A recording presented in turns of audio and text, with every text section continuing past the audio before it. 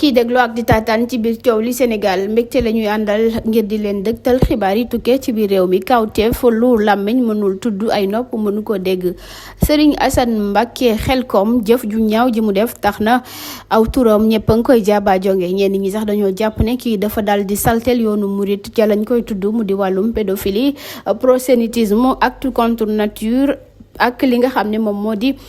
association de malfaiteurs ginnaaw bu mu doon jëfandikoo ay xale yu góor di leen tëddee moom ak ab gangam moom ak yeneen ñetti moroomam la ñu daal di tegandoo loxo arrêté nañu leen ni ki àjjuma bi weesu ba mu janook enquêteurs yi moom Serigne Assane Mbacké Xelkom la mu xamle du lenn lu dul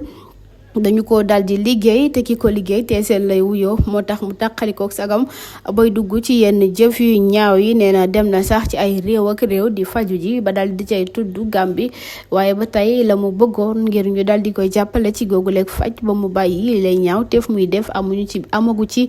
benn satisfaction wala mu wax ci kanamu enquêteurs yi nag convaincre leen ndax dañoo jàpp ne rek jëf ji mu def amul ab dayo bu war a mën a tax rek mu daal di leen di convaincre lu ni mel tax ñu daal di cay ubbi ab enquête ndax ñenn ñi nee nañu réseau boobu réseau bu yaatu la te bu ñu ci defee ay gëstu ñeneen ñi ci bokk ñëpp dañu leen génne ginnaaw jot nañu cee tegandi loxo ñetti nit moom ak ñi mu àndaloon enquête ba ngay wëy di am ngir ñu mën a xam ana ñan ñoo bokk ci boobu lépp gang ngir ñu mën leen tegandi loxo mbokki xarit yi ñu déglu ci biir coow li Sénégal abonné leen activé seeni cloche de notification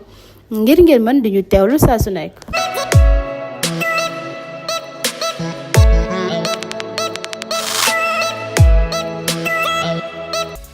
Abonnez-vous, ciao le Sénégal.